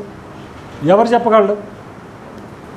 అలాంటి పరిస్థితుల్లో ఇక్కడ 2వ సంతానం అనేటువంటిది రాగానే ఆ దుఃఖం అనేటువంటిది ఏమైంది? రీప్లేస్ అయ్యి ఆదరణ లభించినట్లుగా మనం చూస్తూ ఉంటాం. కాబట్టి మనిషికి ఆదరణ కనుక లేకపోతే వారి వ్యక్తిగతమైనటువంటి జీవితాల్లో పునరుద్ధరణ అనేటువంటిది అసంభవము. ఇది తెలుసుకోవాలి మనం. ఏంటండి మన జీవితాల్లో పునరుద్ధరణ అంటే ఆ దుఃఖం నుంచి, ఆ వేదన నుంచి, ఆ యొక్క ఎడబాటు నుంచి రికవర్ అవ్వడం అనేటువంటిది కష్టం. అందుకనే వీటన్నిటిని కూడా లోతుగా సమాజంలో అధ్యయనం చేస్తే మనం భోజనాలు ఎందుకు పెడతాము, దినాలు ఎందుకు చేస్తాము, ఎందుకు ఈ పని చేయండి, ఎందుకు ఆ పని చేయండి అని అంటారు, ఇవన్నీ చేదస్తాం అంటారు చూసారా, అవన్నీ కూడా మనకు అర్థం అవుతూ ఉంటాయి. కొంతమంది చెబుతూ ఉంటారు, కొంతమంది ఏం చేస్తారంటే చనిపోయిన తర్వాత ఊరు చివరికి వెళ్ళిన తర్వాత ఊరు సెంటర్లో ఉన్నప్పుడు ఆ పెట్టి దగ్గరికి వచ్చి మొద్దు ఇప్పించి పేరు పెట్టి పిలవమంటారు, దింపుడు కళ్ళం అంటారు. కొంతమంది ఆ పని చేస్తామంటే హేళన చేస్తూ ఉంటారు. ఏమంటారంటే అరే ఆడ రోడ్ యాక్సిడెంట్లో చచ్చిపోయాడు, వాడి దగ్గరికి వచ్చి దింపుడు కళ్ళం అంటాడు, ఏందిరా ఆడు మెదడే చితికిపోయిందిరా అంటాడు. కానీ కొన్ని జరుగుతున్నటువంటి ఏంటంటే ఈ టీచర్స్ ది అదర్స్, దాని మీద చర్చ వస్తుంది, దాని గురించినటువంటి అవగాహన ఇతరులకు ఏమవుతూ ఉంటుంది, ట్రాన్స్ఫర్ అవుతూ ఉంటుంది. అయ్యేంటంటే కొన్ని మెడికల్ కండిషన్స్ ఉంటాయి. ఆ కండిషన్స్లో ఏంటంటే వాళ్ళు డీప్ స్లీప్ స్టేట్లో ఉంటారు, కొన్నిసార్లు జస్ట్ వేకప్ అంటే మేల్కొన్నటువంటి సందర్భం అనేటువంటిది ఉంటా ఉంటుంది. సో ఇవన్నీ కూడా మనకి ఉత్తిగా రాలేదండి, గాలిపాటుగా రాలా. ఇవన్నీ కూడా ఏంటి, నిజ జీవితాల్లో నుండి వచ్చినాయి. వీటి ద్వారా మనం ఎప్పటికప్పుడు చైతన్యవంతం అవుతూ ఉంటాం. వాటిలో నుండి మనం చైతన్యాన్ని, స్ఫూర్తిని పొందుకోవాలా, ఆదరణ అనేటువంటిది పొందుకుంటాం. అర్థమవుతుందా? కాబట్టి మనం ఎట్లా కనుక మనం చూస్తే ఆదరణ అనేటువంటిది చాలా రకాలుగా వస్తుంది. దీన్ని ఇంకా మనం టెక్నికల్గా చెప్పుకోవచ్చు, కానీ ఇంకా వద్దు, మనం ఎంతవరకు కావాలో అంతవరకు అయితే నేను స్పృశించాను అనేటువంటి ఉద్దేశంతోనే నేనున్నాను. ఈ ఆదరణ అనేటువంటి లక్షణాన్ని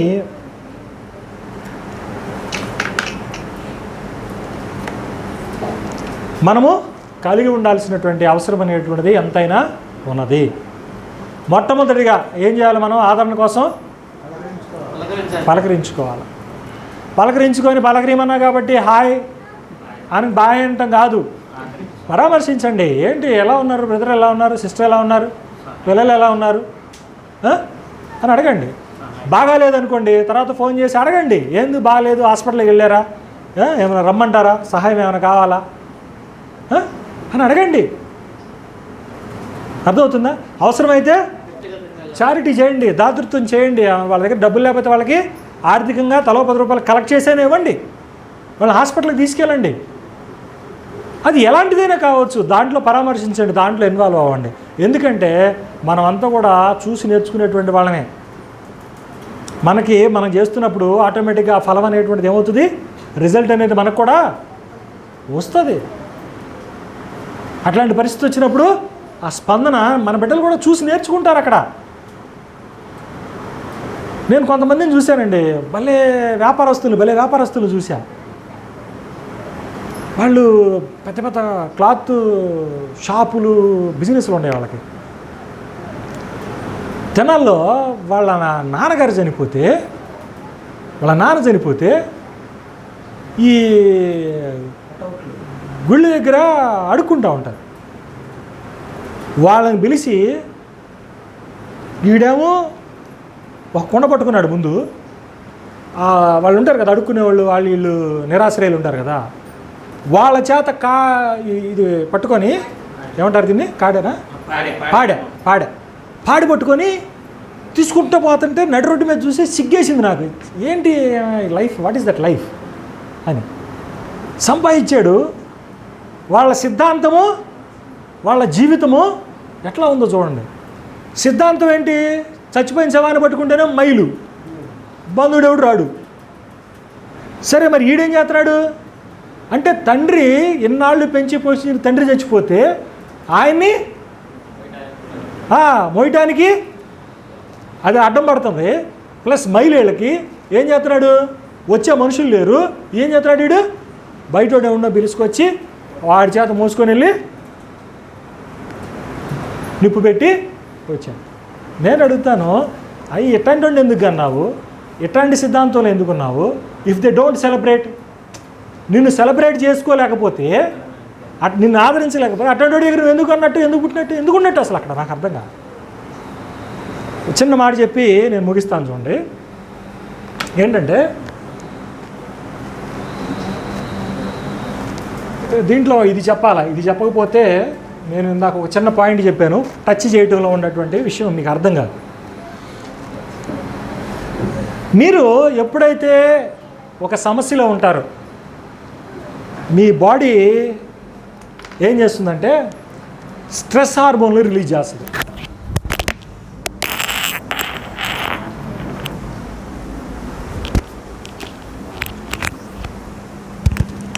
ఏం చేస్తుందండి,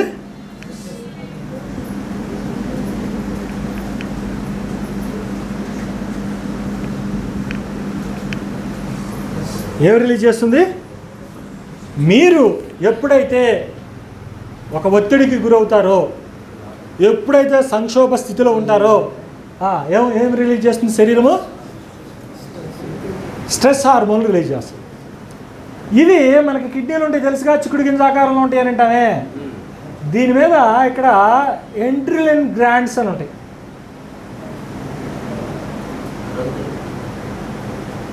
దాన్ని గ్రంథులు అంటారు, గ్లాండ్స్ అంటే గ్రంథి అని. ఎడ్రిలిన్ గ్లాండ్స్ అంటారు, ఇక్కడ ఉంటాయి. ఇవేం చేస్తాయి అంటే ఒక 3 రకాలైనటువంటి హార్మోన్లు ఉత్పత్తి చేస్తుంది.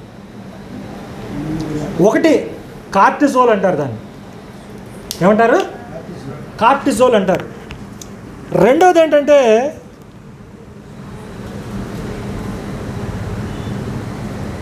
ఎడ్రిలిన్ అంటారు. మూడవది ఏమంటారంటే న్యూరోపెప్రిన్ అని మూడవదాన్ని అంటారు. ఇట్లా 3 రకాలైనటువంటి హార్మోన్లు ఉత్పత్తి అవుతాయి. ఈ కార్టిజోల్ అనేటువంటి హార్మోను ఉత్పత్తి అయినప్పుడు ఏమవుతుందంటే అది రక్తంలో ఉన్నటువంటి షుగర్ని పెంచుద్ది. షుగర్ అంటే ఏంటి, ఎనర్జీ. వీడేదో సంక్షోభంలో ఉన్నాడు, వీడికి ఇప్పుడు శక్తి కావాలి, వీడి ప్రమాదంలో నుంచి బయటికి రావాలి అన్న ఉద్దేశం మీద ఎక్కువగా గ్లూకోజ్ని ఉత్పత్తి చేసింది. ఈ ఉత్పత్తి చేసే క్రమంలో పనితనం పెంచడం కోసం గుండె వేగం పెరుగుద్ది. మూడవది ఏమవుతుందంటే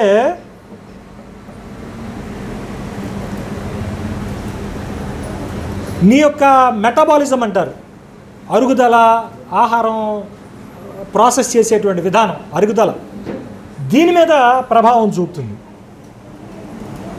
తర్వాత నీ నిద్ర మీద, నువ్వు నిద్రపోయేది తగ్గిపోద్ది, యాక్టివ్గా ఉంటావు, హుషారుగా ఉంటావు, పొద్దాకలా సమస్యనే చూస్తూ ఉంటావు, అట్లా ఇదైపోతూ ఉంటుంది.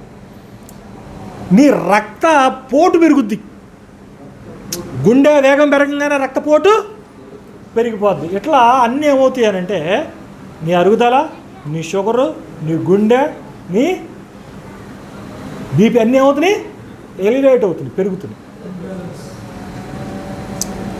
పెరిగిన తర్వాత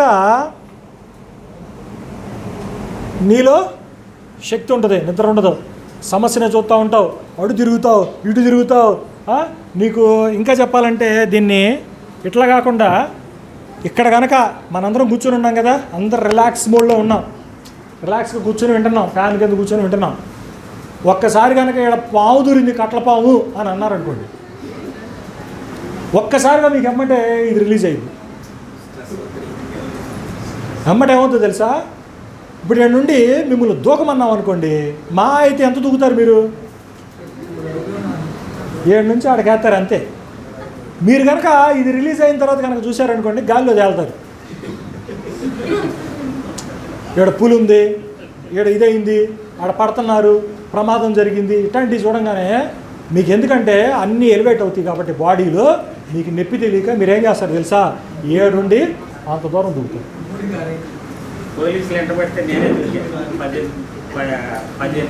మామూలు దూకమంటే దూకడం, అమ్మో కాళ్ళు పట్టేస్తే నడువు నొప్పి వచ్చింది, అమ్మో నా వల్ల కాదంటాం. కానీ అక్కడ ప్రమాదం ఉందనుకోండి, అది ఎంత ఎత్తు అయినా కానీ, ఎంత దూరం అయినా కానీ దూకేస్తాం, ఏ పనైనా మనం చేసేస్తాం. ఎందుకు? ఈ కార్టిజోల్ అనేటువంటిది రిలీజ్ అయ్యి ఏం చేస్తుంది, నీ యొక్క గుండె వేగాన్ని పెంచుతుంది, రక్తపోటుని పెంచుతుంది, నీ అరుగుదలను పెంచుతుంది, ఎనర్జీని ఉత్పత్తి చేస్తుంది, నీకు నిద్ర లేకుండా, అలసట లేకుండా చేస్తుంది, ఇదవుతుంది. ఇది ప్రమాదం జరిగినప్పుడు అప్పుడు వరకే బాగుంటుంది. ఎప్పుడు వరకు బాగుంటుంది? ఆ ప్రమాద గంటికలు వచ్చినప్పుడే బాగుంటుంది. ఇది 24 గంటలు ఉందనుకోండి, ఏమవుతుంది తెలుసా, ఈ కెమికల్ దెబ్బకి, ఈ రిలీజ్ అయినటువంటి హార్మోన్ల దెబ్బకి గుండె దబిడి అట్టా కొట్టుకుంటుంది. ఏమవుతుంది? అది అలిసిపోద్ది. మరి అంతే కదా, మరి నిర్విరామంగా ఇప్పుడు మీరు కూర్చోండి అన్న కూర్చుంటారు, లేవండి అన్న లేవుతా, కూర్చొని లేవండి అన్న ఏం చేస్తారు మీరు? పాస్ లేవ మా వల్ల కాదంటారు. అట్టాగా అదేం చేసింది, నా వల్ల కాదు కొండ్రే బాబు అంటది, అంటే గుండె అయిపోయింది, ఫెయిల్ అయిపోతారు, రిథం దెబ్బతింటది.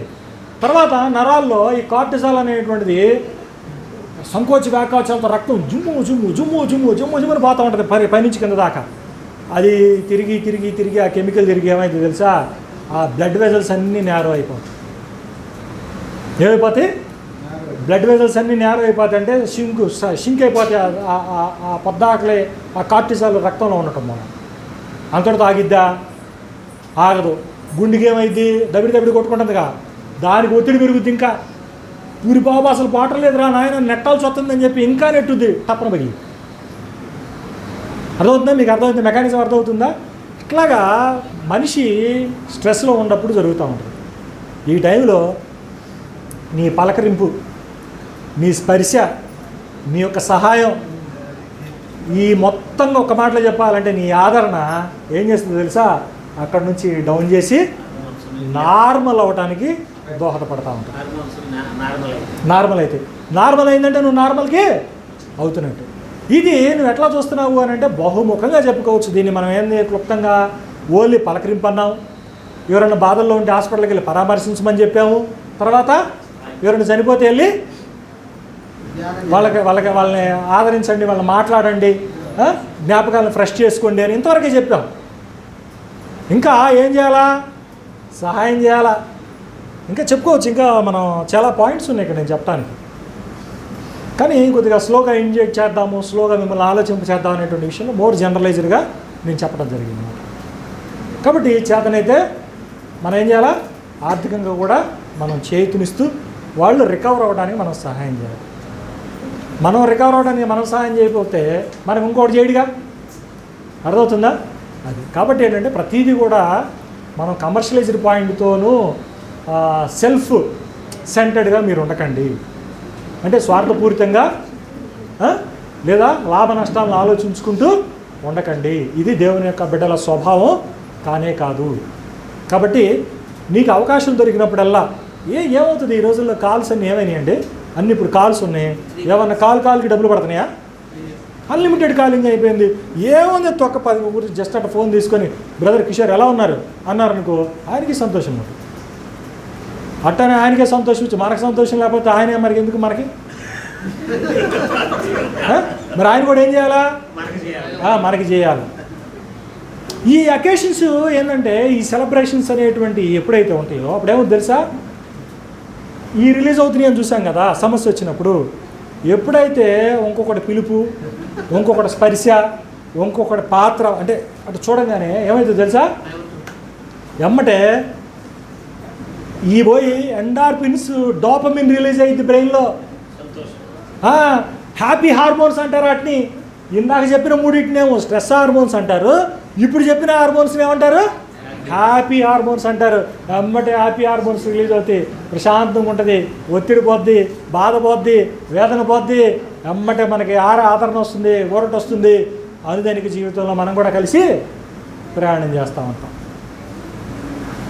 మనుషులు ఎట్లాంటి పరిస్థితుల్లో నుంచి వెళ్ళారో తెలియకుండా కొంతమంది ఏంటంటే ఆ విలువ తెలియక, ఈ మెకానిజం తెలియక మనం బాగానే ఉన్నాం కదా మనకేంది లేని వెళ్ళిపోతూ ఉంటాడు. అప్పుడు ఆడు తెలిసి ఏదో రోజు తెలుసు, సత్యలో కన్ఫామ్ తెలుసుకుంటారు. చచ్చిన తర్వాత అయినా ఆడు తెలిసి లేచి చూస్తూ ఉంటాడు, అది ఎట్ట జరిగిందా, అప్పుడే రిలీజ్ అవుతాడు, కన్ఫామ్ రిలీజ్ అవుతాడు. అందుకని కన్ఫామ్గా దేవుల్లో ఉన్నటువంటి ముఖ్యమైనటువంటి క్యారెక్టర్ ఏంటంటే ఆదరణ. ఆయన లేకపోతే మన జీవితాల్లో ఉండదు. కానీ ఆయన ఆదరణ చవి చూచి లేదా ఆయన ఆదరణ పంచవలసినటువంటి వ్యక్తిత్వాలు ఆయన బిడ్డలుగా మనలో కన్ఫామ్గా ఉండాలి. ఇది గుర్తుపెట్టుకోండి.